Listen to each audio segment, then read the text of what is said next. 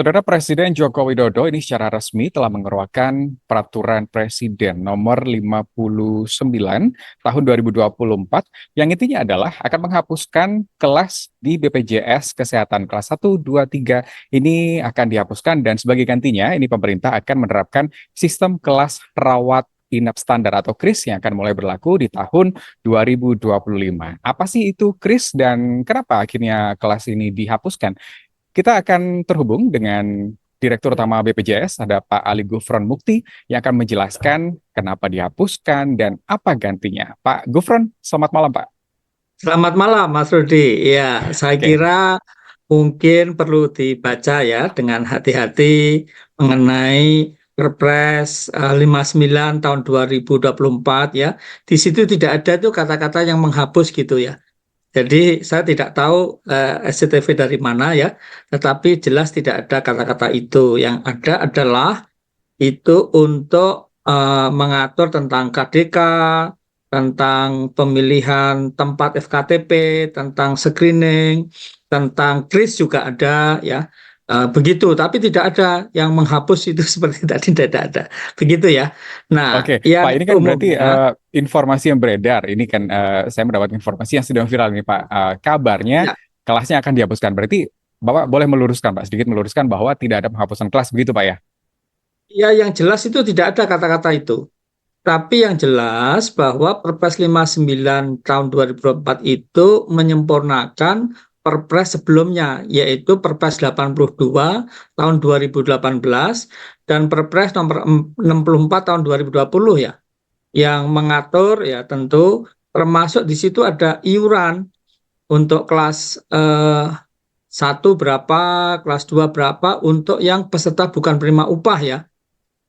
Persentase untuk mereka yang bekerja gitu ya.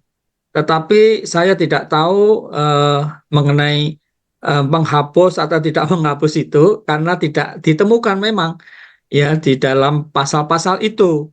Nah, tentu di dalam Perpres yang 59 tahun 2024 itu nanti kan kementerian mengevaluasi ya, dievaluasi. Nah, baru nanti ditetapkan di situ paket manfaatnya, iurannya, dan lain-lainnya. Begitu.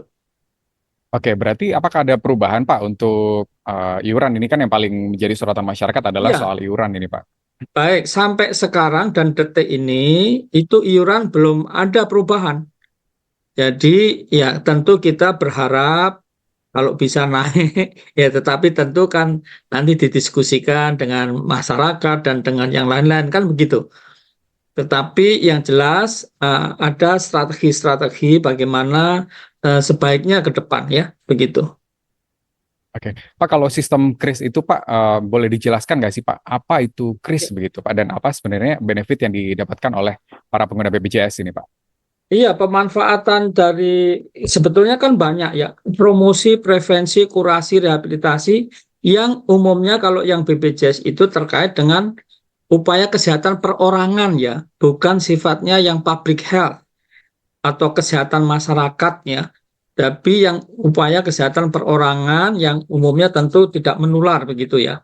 Nah, untuk itu kalau yang bersangkutan sakit, nah itu dirawat sesuai dengan KDK ya, kebutuhan dasar kesehatan. Itu apa contohnya kebutuhan dasar kesehatan ya? Tentu yang dia tidak bisa menanggung sendiri. Yang kalau sakit itu ya tidak boleh dibeda-bedakan secara medis ya. Secara medis ya, bukan yang non medis ya. Kalau kita bicara kelas ada TV-nya gede apa kecil itu non medis itu ya. Medis itu istilahnya bagaimana seorang dokter merawat mengobati pasien ya. Itu tidak boleh dibeda-bedakan dia iurannya berapa, kalau gitu suntiknya separuh saja atau seperempat saja, kalau dioperasi nanti seperdelapan gitu, nggak boleh itu ya. Itu ya. Jadi ini harus dibedakan antara manfaat medis sama non medis gitu ya. Jadi kalau medis tidak boleh dibeda-bedain. Kalau non medis, nah itu diatur. Nah, sedangkan Perpres 59 ini menyempurnakan tadi di Perpres sebelumnya ya. Nah, di Perpres sebelumnya itu tadi kan sudah saya sampaikan di pasal 50 Perses 82, Perpres 82 tahun 2018 itu tidak diperbaiki di dalam Perpres 59 tahun 2024 ini, di mana di situ yaitu kalau umpamanya peserta bukan penerima upah, dia maunya di kelas 2 ya, itu bayarnya 100.000. Kalau mau kelas 1, 150.000 per orang per bulan. Dan itu berlaku sampai sekarang. Begitu. Oke, Pak, bicara soal iuran kembali, Pak, berarti Bapak menegaskan masih belum ada perubahan begitu, Pak ya, sampai sejauh ini, Pak ya? Ya, sampai sekarang ya. Tetapi Hmm. tentu kalau nanti ada perubahan dinaikkan ya tentu BPJS sih lebih suka begitu kan ya. Tetapi tentu kan harus kaitannya dengan kemampuan masyarakat dan lain sebagainya. Gitu karena di dalam peraturan itu setiap 2 bulan, setiap 2 tahun boleh itu menaikkan. Dan ini kan sejak ya sudah 4 tahunan lah belum naik gitu. Oke, Pak, standar fasilitas ruang perawatan ini nantinya akan di-upgrade atau disesuaikan dengan sistem KRIS tadi, Pak ya. Dan ini ada tenggat waktu sampai tanggal 30 Juni, begitu, Pak. Nah, upaya apa untuk mencapai itu, Pak? Ya, tentu rumah sakit untuk disiapkan ya, untuk apa? Klis itu dengan 12 kriteria ya. Antara lain umpamanya bahannya tidak korosif ya, kamar mandinya dalam ruangan itu ada di rawat inapnya, kamar mandi memenuhi standar ya, mengenai bagaimana aksesibilitas dan ada outlet oksigen, ada tirai partai antar tempat tidur dan lain sebagainya. Itu ada 12 ya. Nah, itu kalau bisa dipenuhi, tapi pesan saya jangan sampai mengurangi tempat tidur ya. Nah, ini beberapa rumah sakit tuh coba dia memenuhi ini materi mengurangi akses, mengurangi tempat tidur. Ada yang dikurangi 100 dan lain sebagainya. Nanti jadi antrinya tambah panjang gitu. Oke, Pak, sedikit menegaskan kembali, Pak. Jadi dengan adanya sistem KRIS ini, nantinya Ya. tidak ada beda-beda lagi, Pak ya. Kalau biasanya kan rumah sakit membedakan antara pasien umum dengan pasien BPJS, begitu, Pak ya. Loh, Jadi sampai dengan adanya sekarang sistem kan ini, nggak sama begitu, Pak dibeta-betain ya. ya. Iya sama, kalau dibeta-betain mohon dilaporkan ke BPJS 1 atau ke ini. Dulu memang itu kan inovasi sendiri, oknum lah ya. Tapi kan tidak dibeta-betakan ya. Jadi kita di BPJS itu ada namanya transformasi mutu ya. Itu 3 ukurannya. Mudah, cepat, setara. Setara itu non diskriminatif begitu. Dan sekarang Oke, sudah jauh berkurang ya. Di beta-betaan itu sudah berkurang. Jauh dibanding dulu. Masih ada ya, tapi sudah jauh. Ya. oke. Pak, ini bisa dikatakan apakah akan bisa mengurai antrian pasien BPJS? Karena kalau melihat kenyataan di lapangan ini kan antriannya lebih panjang daripada yang pasien umum, begitu, Pak. Ya, sekarang kan kalau soal antrian itu kan berarti di rumah sakitnya ya. Intinya jumlahnya kurang atau apa. Kalau BPJS-nya bisa antri dari rumah. Jadi tolong untuk mengurangi itu bisa antri dari rumah. Mengapain jam-jamnya harus nunggu 4 jam, 3 jam ngapain? Jadi di rumah aja pakai mobile JKN antri. Nanti kalau sudah kurang setengah jam atau apa gitu baru sampai di tempatnya gitu.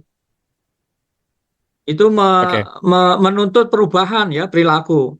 Oleh karena itu, menurut saya dengan kris ini kan maksudnya meningkatkan mutu layanan ya.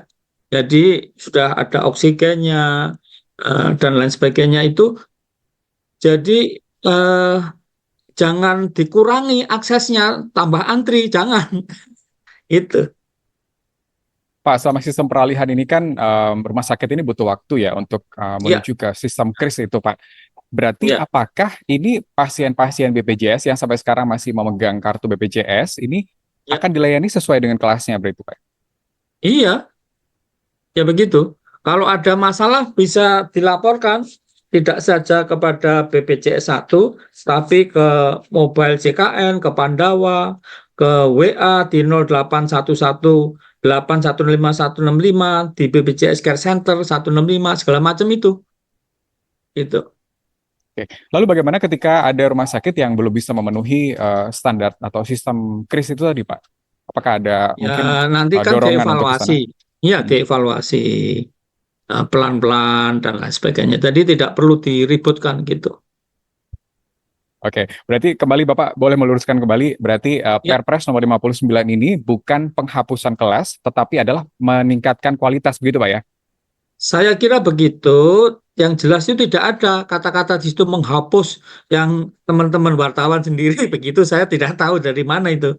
Ya, Oke, Pak, ini kan berubah sistem, berarti apa saja sih Pak yang menjadi bukan catatan merubah sistem akhirnya ya, memperbaiki lah gitu. memperbaiki sistem, baik, memperbaiki Mm-mm. sistem. Apa saja Pak yang menjadi catatan dari BPJS Kesehatan begitu terkait dengan fasilitas kesehatan yang ada di Indonesia begitu Pak? Iya, kalau bisa kan memang tentu dokternya ya itu harus ada gitu.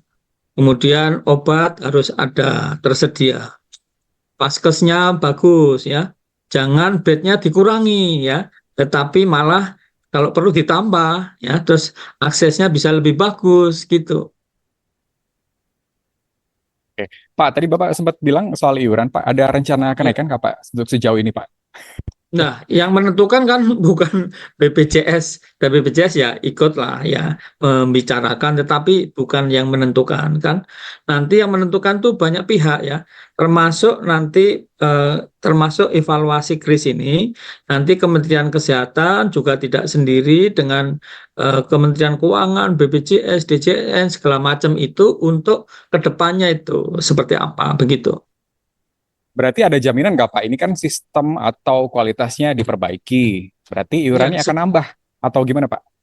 ya bisa juga menambah ya, ya gitu. Tetapi kan memang setiap 2 tahun kan boleh menambah. Sekarang kan sudah 4 tahun belum menambah karena kemarin kan menunggu pemilu. Jadi tidak nambah. Tapi yang jelas pelayanannya kan lebih baik ya. Antriannya lebih cepat, kepuasan meningkat ya. Untuk diketahui bahwa istilahnya tahun lalu karena kepercayaan masyarakat kepada BPJS itu meningkat tajam ya, kami mengeluarkan tambahan ya untuk bayar ke vaskes, ke rumah sakit dan klinik itu 45 triliun ya, tambahannya saja gitu untuk diketahui. Karena utilisasi meningkat tajam gitu. Oke, Pak, tapi kan kalau dilihat di lapangan Pak, ini kan antrian masyarakat atau ya ada kabar baiknya bahwa banyak masyarakat yang sudah memakai BPJS, ada juga yang masih belum. Tapi kalau dilihat dari vaskesnya ini Pak, masih antrian masih begitu panjang begitu Pak. Nah itu Ya bagaimana? kan tadi saya bilang bisa antri dari rumah, bisa dari warung kopi, gitu. Sudah banyak itu menggunakan aplikasi, tidak saja mobile CKN ya, rumah sakit mengembangkan, tapi belum dioptimalkan. Jadi Hmm. ini memerlukan satu sisi perubahan tadi di rumah sakit untuk ditambah tentunya, di sisi lain masyarakat pola perilaku antrinya harus disempurnakan karena sudah ada satu transformasi digital ya yang memungkinkan orang itu antri dari rumah dan dari tempat di mana aja begitu. Saya Oke. mohon maaf ini ya, pernah ke Jogja itu di puskesmas. Lalu seorang ibu itu antri pakai online ya, pakai mobile JKN. Dia dapat, saya tanya, dapat jadwal jam berapa Bu menurut mobile JKN? Oh jam 10. Nah itu jam 7.30 dia sudah datang. Saya tanya, Bu, 7.30 kan masih lama Bu, rumahnya jauh ya? Enggak Pak, dekat. Loh, kok sudah sampai sini? Nah nanti kalau diserobot orang bagaimana? Lah, perilakunya sudah bagus ya, pakai mobile JKN ya antrinya, tapi perilaku budayanya masih zaman kuno, takut diserobot gitu. Ini harus kita perbaiki gitu. Oke, Pak terkait kris sendiri Pak, apakah Ya, sejauh mana sosialisasinya Pak? Ini kan bukan dari Perpres ini diketok, bahkan sebelumnya juga sudah ada wacana untuk kris ini Pak. iya. Dan itu kan masih dievaluasi nanti, jadi tidak perlu khawatir ya, terlalu berlebihan ya. Jadi yang penting ya kita siapkan ya untuk kita naikkan, tingkatkan mutunya gitu. Ya, Oke, Oke, Pak sudah terjawab. ya, Ternyata benar kata Bapak berarti sesuai dengan kualifikasi yang Bapak sebutkan tadi bahwa tidak ada penghapusan kelas begitu Pak ya, hanya ada peningkatan mutu dan kualitas dari fasilitas kesehatan. iya Benar Pak ya? kata-katanya nggak ada itu pasalnya yang dihapus gitu nggak ada. Saya nggak tahu juga itu. Teman-teman rame di situ. Oke Pak Gufron, terima kasih banyak Ya, atas penjelasannya terima dan kasih sekaligus Mas Rusdi. klarifikasi. Baik, Makasih. Terima kasih, selamat malam Pak Gufron. Sekaligus Selamat malam. klarifikasi dari BPJS Kesehatan bahwa tidak ada penghapusan kelas 1, 2, dan 3 Yang jelas bagi kata-kata itu pasien nggak ada ya, BPJS Kesehatan. Ya, diperbaikan ya. betul Pak. Dan hanya ada peningkatan kualitas dari fasilitas kesehatan bagi masyarakat di Indonesia. Demikian sedang viral hari ini. Saya Rusdi Maulana pamit. Sampai jumpa. Terima kasih.